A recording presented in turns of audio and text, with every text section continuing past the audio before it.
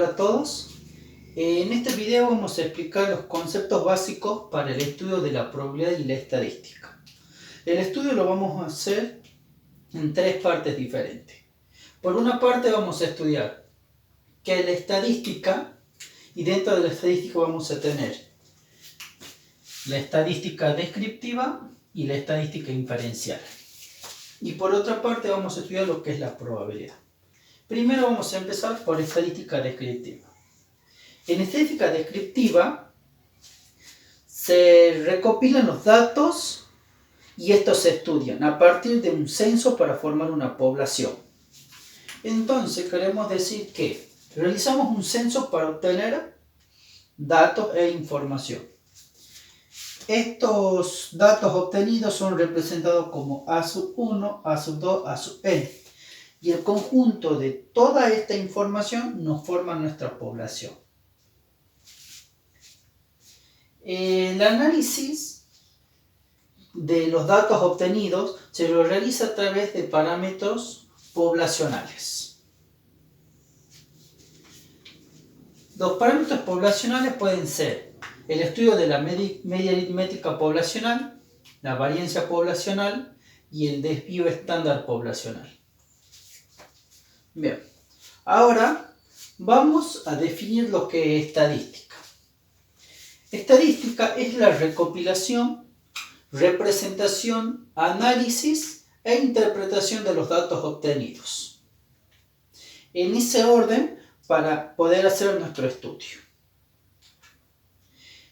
Dentro de la estadística descriptiva tenemos también la definición de elemento unitario. El elemento unitario son todos los elementos que hemos obtenido durante la investigación y forman parte de nuestra población. El elemento unitario en este caso pasaría a ser A1, que va a ser nuestro elemento de estudio. Ahora bien, tenemos también la definición de población física.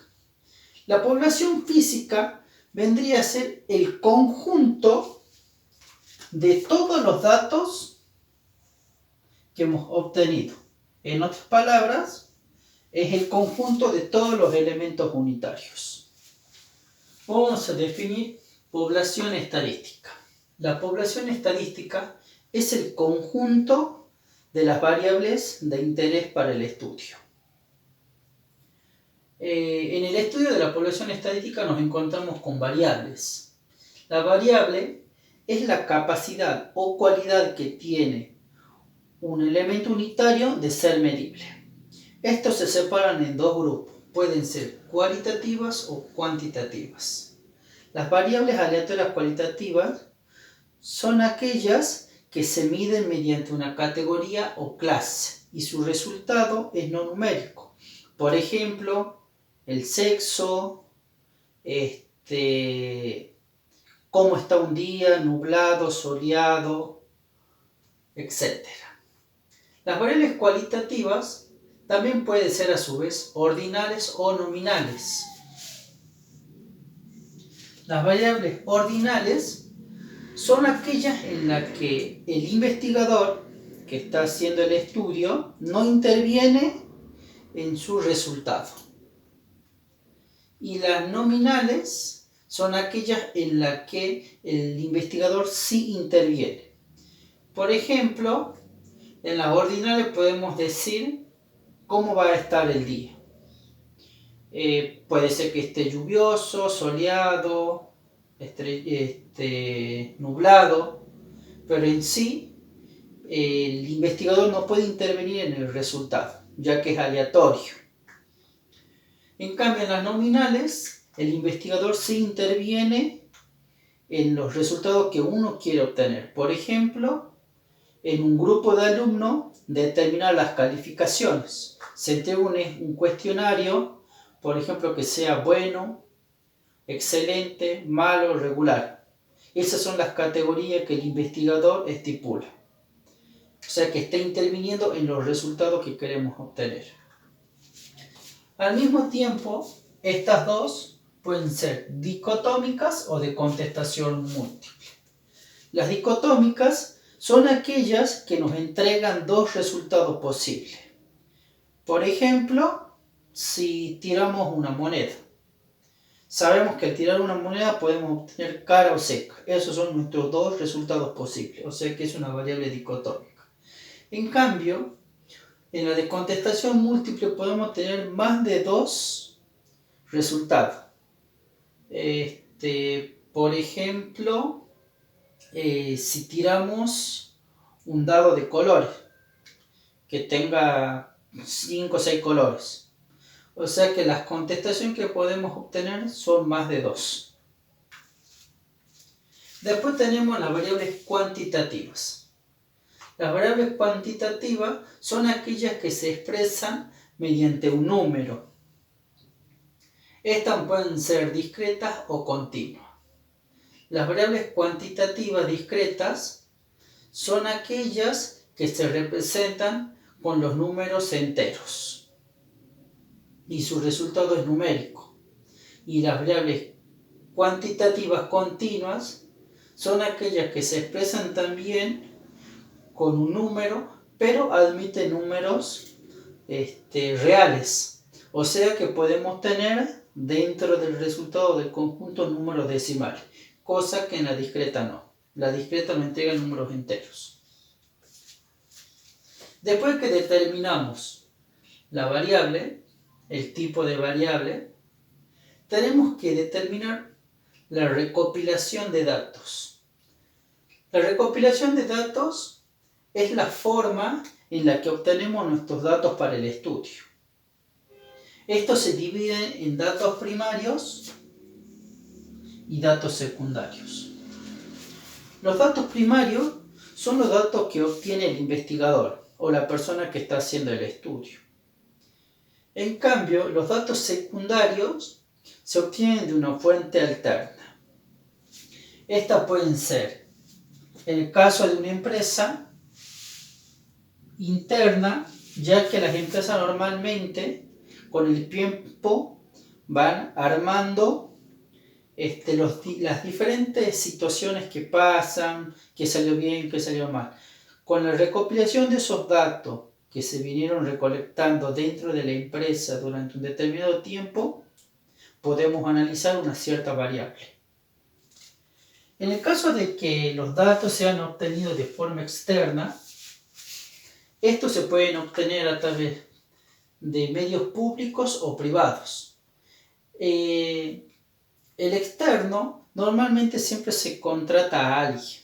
En el caso de que hagamos una obtención de datos externos públicos, esto nos quiere decir que normalmente lo obtenemos de la ciudad o del municipio, que son valores que se obtienen de forma particular. En cambio, si lo hacemos de forma privada, nosotros contratamos una empresa tercerizada o un investigador que recolecte los datos que necesitamos. Después de que hacemos la recopilación y determinamos cómo vamos a obtener los datos, ya sean primarios o secundarios, tenemos que ver cuáles son los procedimientos de recolección. Los procedimientos de recolección se realizan de dos maneras. Pueden ser a través de un censo o a través de una muestra. En el caso de que se haga a través de un censo, se determina una cierta población y se hace un cuestionario o investigación y se pregunta a toda la población que ha sido censada. Si trabajamos con una muestra, esto nos quiere decir que nosotros ya contamos con una cierta población y a la población esa le extraemos cierto porcentaje de datos para formar nuestra nueva población para realizar el estudio. Los métodos de recolección pueden ser a través de encuestas. Las encuestas normalmente tienen un rango muy alto y las encuestas son más abarcativas, ya que podemos entrevistar una población más grande. Las entrevistas tienen un rango más disminuido o más chico. ya que seleccionamos una cierta cantidad de personas o artículos para estudiar. Después lo podemos hacer mediante la observación. Por ejemplo, si lo hacemos mediante la observación, si estudiamos un curso y queremos determinar las calificaciones obtenidas, lo único que hacemos nosotros es, después de realizar la evaluación, tomar esos valores sin intervenir y vemos cuál han sido. Por eso lo hacemos mediante observación.